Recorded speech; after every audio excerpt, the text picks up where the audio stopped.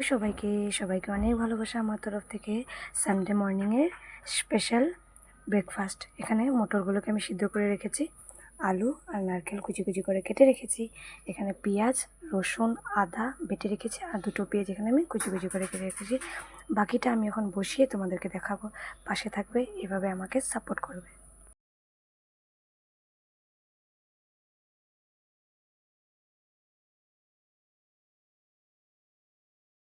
তেল গরম হয়ে গেছে, আমি দিয়ে দিলাম শুকনো লঙ্কা আর তেজপাতা, সাথে আমি দিয়ে দিচ্ছি গোটা জিরে।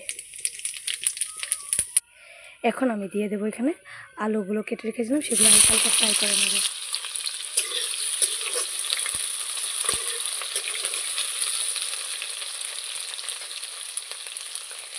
আলুগুলো ভালো করে লাল হয়ে গেলে এখানে আমি দিয়ে দেব মশলা, যেগুলো আমি রেডি করে রেখেছি। এখানে আমি দিয়ে দিচ্ছি লবণ 2 চামচ, মরিচের গুঁড়ো, হলদির গুঁড়ো, আর দিয়ে দিলাম জিরের গুঁড়ো। এখানে আলুগুলো হালকা হালকা লাল হয়ে গেছে, আমি এখন এখানে মশলাগুলো দিয়ে দেব। আমি যেগুলো মশলা বেটে রেখেছিলাম সেগুলো হচ্ছে টমেটো, আদা, রসুন, কালো কাঁচামরিচ আর পেঁয়াজ। ভালোভাবে তোমরা এখানে সাঁতলিয়ে নেবে। আমি যেভাবে করছি, ভালো লাগলে ভিডিওটা লাইক করবে, কমেন্ট করবে, আর আমার চ্যানেলকে সাবস্ক্রাইব করতে ভুলবে না। মশলাগুলো কি সুন্দর নিজেই তেল ছাড়ছে। মশলাগুলো আর একটু ভালোভাবে কষাতে লাগবে। মশলাগুলো কষানো হয়ে গেলে আর একটু ভালো করে এখানে আমি দিয়ে দেবো চানা, যেগুলো আমি বল করে রেখেছি। এখানে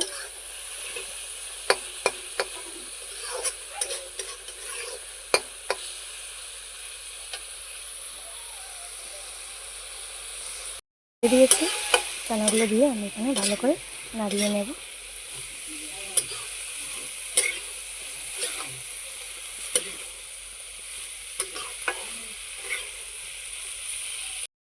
আমি কস্তুরি মেথি দিয়ে দিলাম।